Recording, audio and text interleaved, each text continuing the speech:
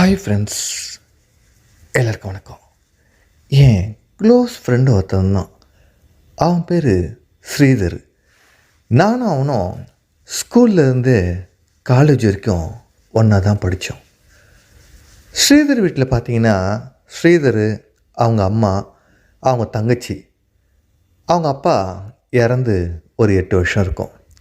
அவங்க தங்கச்சி பேர் சுவாதி, வயசு 21. காலேஜ் ஃபைனல் இயர் முடிச்சுட்டு ஜாபுக்காக வெயிட் பண்ணிகிட்டு இருந்தா. நான் ஸ்ரீதர் வீட்டுக்கு போகும்போதெல்லாம் சுவாதி என்கிட்ட நல்லாவே பேசுவாள். பொதுவாகவே பெண்கள் பார்த்திங்கன்னா வெளியாளுங்கிட்ட பேசுறதுக்கு ரொம்பவே யோசிப்பாங்க. அதே அண்ணனோட ஃப்ரெண்டு, தம்பியோட ஃப்ரெண்டு, அவங்க அக்காவோட ஃப்ரெண்டுன்னா இவங்க நல்லா சோஷியலாக பேச ஆரம்பிப்பாங்க. சுவாதியும் அந்த மாதிரி தான் நல்லா பேசுவாள். சுவாதியோட அம்மா பேர் ஜெயலக்ஷ்மி. அவங்களுக்கு வயசு 49. ஒரு நாள் ஸ்ரீதரை பார்க்கலாம்னு சொல்லிட்டு அவங்க வீட்டுக்கு போயிருந்தேன். அவன் இல்லை வீட்டில். சுவாதி இருந்தா, அவங்க அம்மாவும் இருந்தாங்க. எங்கம்மா ஸ்ரீதர்னு கேட்டேன். இதோ வெளியே போயிருக்காண்டா, வந்துடுவான், கொஞ்ச நேரம் வெயிட் பண்ணு அப்படின்னாங்க. சரின்னு சொல்லிட்டு மாடி மேலே போய் நின்று ஃபோன் பேசிகிட்டு இருந்தேன். அப்போது சுவாதி மேலே வந்ததும், ஏன் அண்ணன்கிட்ட மட்டும்தான் பேசுவியா, என்கிட்டலாம் பேச மாட்டியா அப்படின்னு கேட்டா. என்ன சுவாதி சொல்லு, எப்படி இருக்க, காலேஜில் எப்படி போகுதுன்னு. காலேஜில் நான் முடிச்சிட்டேனே, தெரியாதா உனக்கு அப்படின்னா. முடிச்சிட்டல, என்ன பண்ணுறது அப்படின்னு. அதான் கொஞ்சமாவது என்னை பற்றி நினப்பு இருக்கா அப்படின்னா. நான் ஒன்றே சொன்னேன், நான் ஒன்று நினச்சி என்ன பண்ணுறது சுவாதி என்ன. ஆமாம், நான் படித்தது கேர்ள்ஸ் காலேஜு, கோ எஜுகேஷனும் இல்லை, பசங்களே பேசுறதுக்கு எனக்கு வாய்ப்பே கிடைக்கல, வெளியும் எங்கள் வீட்டில் அனுப்ப மாட்டாங்க. நான் யார்கிட்ட பேசுகிறது, ஃபேஸ்புக்கு, சோஷியல் மீடியா இதில் தான் நான் இருப்பேன் அப்படின்னா. நீ ஃபேஸ்புக்கெல்லாம் இருக்கியான்னு கேட்டேன். ஆமாம் இருக்கேன்னு சொல்லிட்டு அவளோட ஐடி சொன்னால் நான் ஃப்ரெண்ட் ரிக்வெஸ்ட்டும் கொடுத்தேன். அப்புறம் பேசிகிட்டே இருக்கும்போது அவள் என்ன சொன்னால், உன் ஃபோன் நம்பர் எனக்கு சொல்ல அப்படின்னா. ஏன் ஃபோன் நம்பர் எதுக்குன்னு. சும்மா தான் கொடு அப்படின்னா. சரி ஃபோன் நம்பர் கொடுத்தேன். அதுக்கப்புறம் என் ஃப்ரெண்டு ஸ்ரீதரும் வந்துட்டான். வந்ததை நாங்கள் 2 பேரும் அப்படியே வெளியே போயிட்டோம். வெளியே போயிட்டு ஊரெல்லாம் நல்லா சுற்றிட்டு நைட்டு அவன் வீட்டுக்கு போயிட்டான், நான் வீட்டுக்கு வந்துட்டேன். ஒரு 10:30 மணிக்கு சுவாதிக்கிட்டேருந்து மெசேஜ் வந்துச்சு. சாப்பிட்டியா அப்படின்னு கேட்டா. சாப்பிட்டேன், நீ சாப்பிட்டியா அப்படின்னு. சாப்பிட்டேன் அப்படின்னேன். அப்புறம் நாளைக்கு என்ன ப்ரோக்ராம்னு கேட்டா.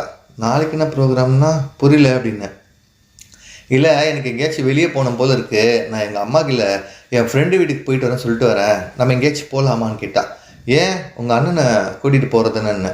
எல்லா விஷயத்துக்கும் எங்கள் அண்ணனே கூட்டிகிட்டு போக முடியுமா, எனக்குன்னு தனியாக போகணுன்னு ஒரு ஆசை இருக்காதான்னா.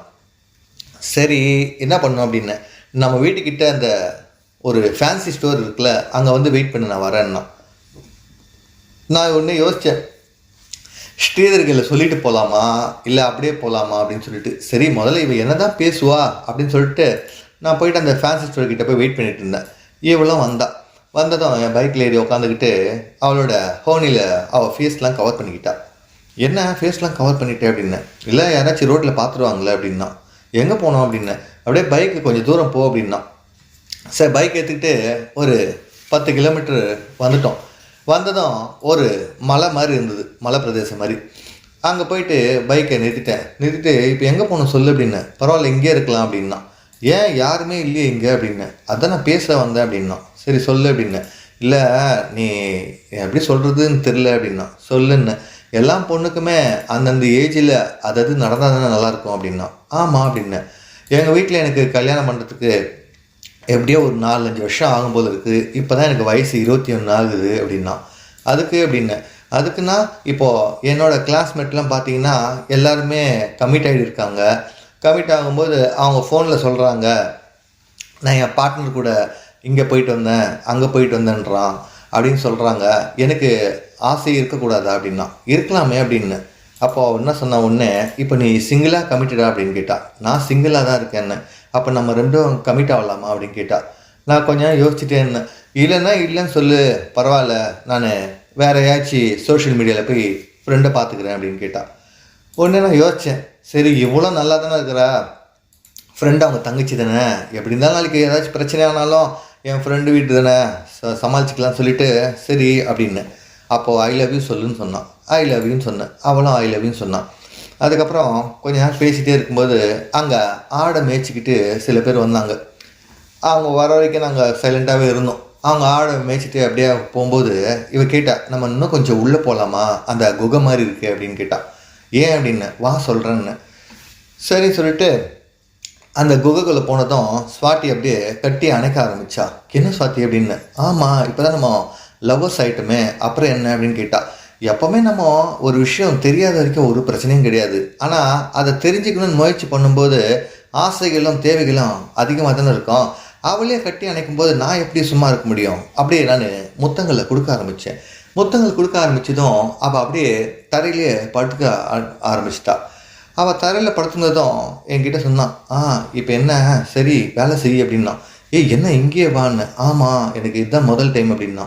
நாங்கள் அங்கேயே அந்த குகையிலேயே வேலை செய்ய ஆரம்பித்தோம். அதுக்கப்புறம் ஒரு 1/4 மணி நேரம் வேலை செஞ்சதுக்கப்புறம் 2 பேருக்குமே ரொம்ப சந்தோஷமாயிடுச்சு. சரி நம்ம போகலாமா அப்படின்னு. எங்கேயாச்சும் போயிட்டு ஜூஸாக ஐஸ்கிரீமும் சாப்பிட்டு மறுபடியும் வரலாமா அப்படின்னு கேட்டால். என்ன ஸ்வாதி அப்படின்னு. ஆமாம் வா அப்படின்னு சொல்லிட்டு சொன்னான். அங்கேருந்து பைக் எடுத்துக்கிட்டு நேராக ஒரு ரெஸ்டாரண்ட்டுக்கு வந்தோம். ரெஸ்டாரண்ட்டுக்கு வந்துட்டு ஜூஸு, கொஞ்சம் சமோசா, எக் பப்ஸு இதெல்லாம் சாப்பிட்டோம். சாப்பிட்டதுக்கப்புறம் இப்போ என்ன சொன்னால், மறுபடியும் அந்த குகைக்கே போகலாமா அப்படின்னா. சரின்னு சொல்லிட்டு மறுபடியும் அங்கேயே வந்தோம். திருப்பி அவன் என்ன சொன்னால், எனக்கும் சில ஆசைகள்லாம் இருக்குன்னா. என்னன்னு கேட்டேன்.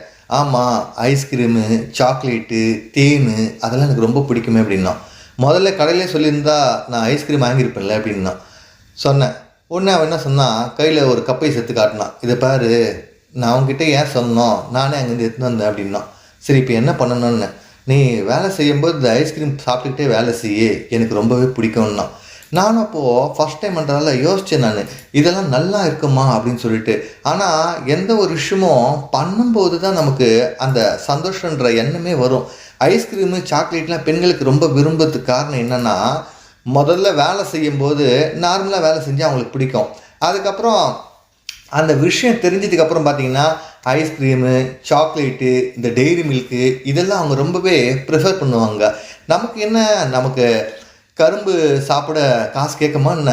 அதுவும் 21 வயசு பொண்ணுன்னா அவளுக்கு அப்போ தான் எல்லா ஆசைகளும் தெரிய வந்திருக்கும். அப்போ நம்மக்கிட்ட தான் அவள் எதிர்பார்ப்பா, இவன் இந்த மாதிரி பண்ணால் நல்லாயிருக்கும், அந்த மாதிரி பண்ணால் நல்லாயிருக்கும்னு. நம்ம எந்த அளவுக்கு வேலை செய்கிறோமோ அந்த அளவுக்கு அவங்களுக்கு சந்தோஷம் ஏற்படும். ஒரு வாட்டி நம்ம வேலை நல்லா செய்ய ஆரம்பிச்சிட்டோம்னா அதுக்கப்புறம் அவங்க நம்ம கூடயே தான் இருப்பாங்க. நமக்கு ஃபோன் பண்ணிகிட்டே இருப்பாங்க. ஏன்டா பேச மாட்ற, ஏன் என்னை மறுபடியும் வெளியே கூட்டின்னு போக மாட்ற, அந்த மாதிரிலாம் கேள்வி கேட்பாங்க. நீங்கள் வேலையில் ஏதாச்சும் ஒரு மிஸ்டேக் பண்ணிட்டீங்கன்னா அவங்க நம்மளை ரெஃப்யூஸ் பண்ணிவிடுவாங்க. அதுக்கப்புறம் வேறு ஒரு பையன்கிட்ட பேசணும்னு சொல்லிட்டு யோசிப்பாங்க, வேறு ஒரு லைஃப் பார்ட்னர் வேணும்னு சொல்லிட்டு யோசிப்பாங்க.